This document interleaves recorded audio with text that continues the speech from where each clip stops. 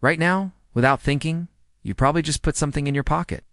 Maybe your phone, your keys, a piece of gum. You didn't plan it. Your hand just knew where to go. But 400 years ago, that simple action would have marked you as wealthy, because pockets weren't sewn into your clothes. They didn't exist on your body. And if you wanted to carry anything, you had to strap a bag to your waist under your clothes and hope nobody cut the strings. Here's what blows my mind. For most of human history, carrying your belongings meant choosing between convenience and theft.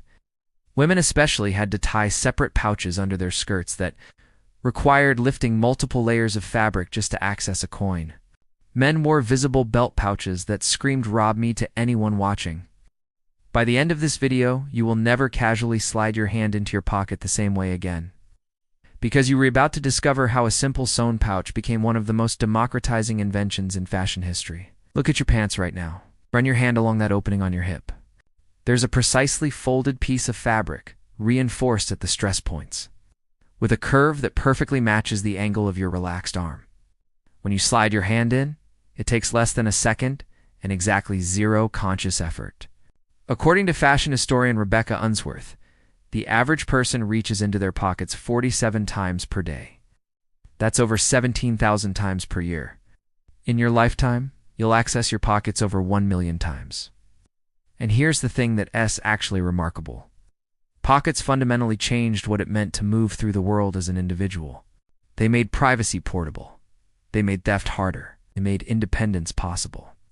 But to understand why pockets were so revolutionary, we need to go back to a time when carrying anything meant everyone could see exactly what you owned. It's 1610, you're a merchant's wife in London. You need to go to the market with coins, a handkerchief, and a small knife.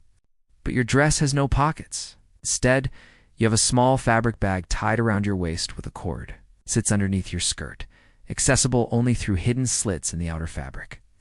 To get anything, you have to stop, find the slit, reach through multiple layers, and fish around blindly. According to Dr. Barbara Berman, accessing these tie-on pockets in public was considered immodest. Women literally had to choose between convenience and propriety. Men had it slightly better, but not much. They wore belt pouches on the outside of their clothing, visible, obvious, and advertisement to every thief that here was something worth stealing. The term cut purse, a thief who literally cut the strings of your belt pouch and ran, wasn't just a colorful phrase.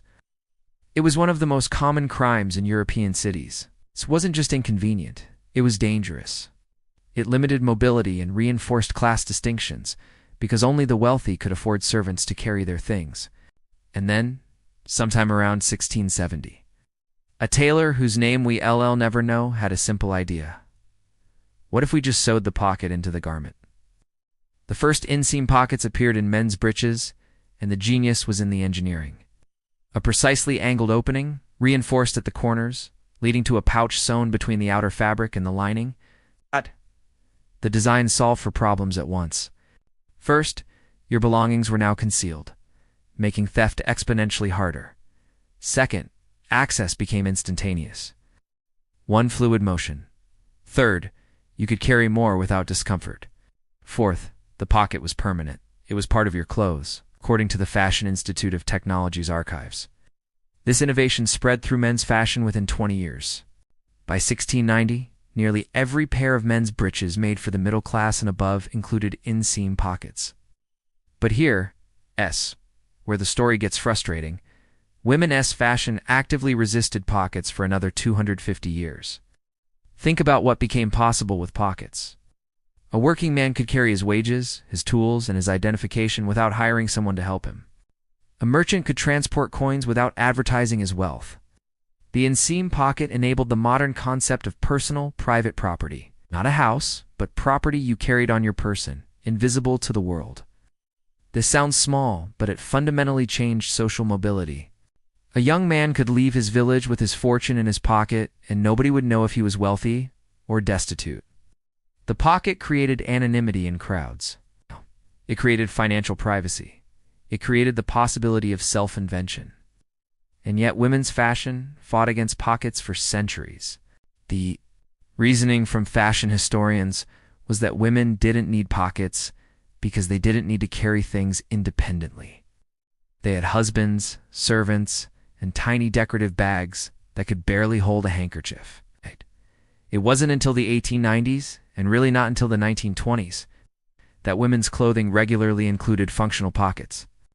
Even today, studies show women's pockets are on average 48% shorter and 6.5% narrower than men's. So tonight, when you empty your pockets, take a moment. Feel the opening. Notice the reinforced stitching. Appreciate how the angle matches your arm. You're not just using a convenient feature.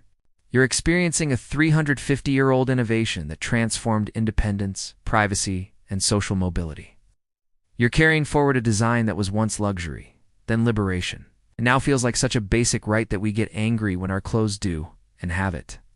47 times a day, you access a privilege that your ancestors would have considered miraculous. You just had to stop and notice it. Thanks for watching. If you enjoyed this, don't forget to like and subscribe for more stories hidden in plain sight.